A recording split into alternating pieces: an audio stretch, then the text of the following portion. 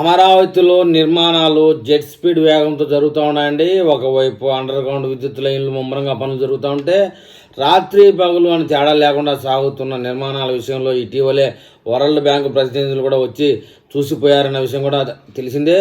అయితే ఏపీ కూటమి ప్రభుత్వం కొలువుదీరిన తర్వాత రాజధాని అమరావతికి పూర్వ వైభవం సంతరించుకుంటా ఉంది. గత టీడీపీ సర్కారులో కనిపించిన సందడి మళ్ళీ మొదలైందండి.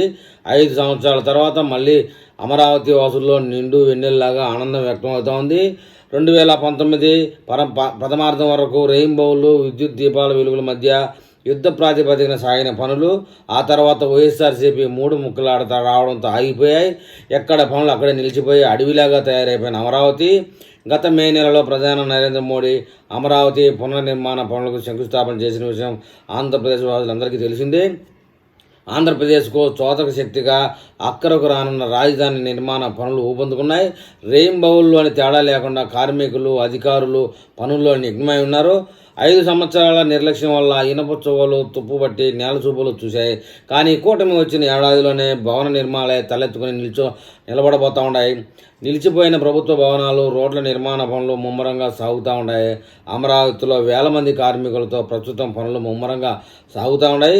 రాత్రులు రాజధాని వైపు చూస్తే విద్యుత్ వెలుగుల్లో యంత్రాలతో పోటీ పడుతూ పనులు చేస్తూ ఉన్నారు కార్మికులు. అది అమరావతి వాసులకి ప్రత్యక్షంగా చూసే భాగ్యం కలిగింది. అదేవిధంగా వివిధ రాష్ట్రాల నుంచి వచ్చిన కార్మికుల కోసం గుత్తేదారులు పని ప్రదేశాల వద్ద షెడ్లతో తాత్కాలిక నివాస సముదాయాలను ఏర్పాటు చేశారు. వారికి తాగునీరు మరుగుదొడ్లు వంటి సౌకర్యాలను కల్పించారు. పశ్చిమ బెంగాల్ తెలంగాణ బీహార్ ఒడిశా వంటి రాష్ట్రాల నుంచి చెందిన వారు కార్మికులుగా వచ్చారండి. మరోవైపు రాజధాని అమరావతిలో కూటమి ప్రభుత్వం ప్రపంచ స్థాయిలో మౌలిక వసతులను ఏర్పాటు చేస్తూ ఉంది. అందులో భాగంగా అమరావతి అభివృద్ధి కార్పొరేషన్ ఆధ్వర్యంలో రాజధాని సీడ్ యాక్సిస్ రహదారి పక్కన భూగర్భ విధానంలో విద్యుత్ కేబుల్ల ఏర్పాటుకు హెచ్డిపిఈ సిలికాన్ పైపుల నిర్మాణం చేస్తూ ఉంది. రాజధాని గ్రామం ఉద్దండరాయనిపాలెం వద్ద సీడ్ యాక్సిస్ రహదారి E3 పక్కన ఎన్సీసీ గుత్తేదారు సంస్థ పనులైతే మొదలుపెట్టింది. 5 పైపులను ఒకదానిపై ఒకటి లేయర్లుగా అమర్చబోతూ ఉన్నారు. దీని విషయంలో అండర్ గ్రౌండ్ పవర్ విషయంలో చాలా జాగ్రత్తలు తీసుకుంటూ ఉన్నారు.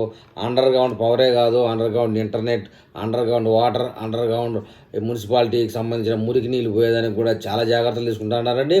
మొత్తానికి ఏదేమైనా మనం కొన్ని వార్తల్లో విని తెలుసుకోవడం కన్నా అమరావతి వాసులే ఈ వీడియో కింద కామెంట్ రూపంలో పెడితే వాస్తవం ఎంత అబద్ధం ఎంత అనేది కూడా తెలుగు ప్రజలు తెలుసుకుంటారని నా యొక్క మనవి. అమరావతి వర్క్ విషయంలో మరొకసారి అప్డేట్ ఏదైనా వస్తే నేను మళ్ళీ ఒక వీడియో చేస్తాను. ఆ వీడియో మీకు చేరాలంటే నా ఛానల్ని సబ్స్క్రైబ్ చేయండి, లైక్ చేయండి. మీరు ఏదైనా తెలపాలనుకుంటే కామెంట్ రూపంలో తెలపండి.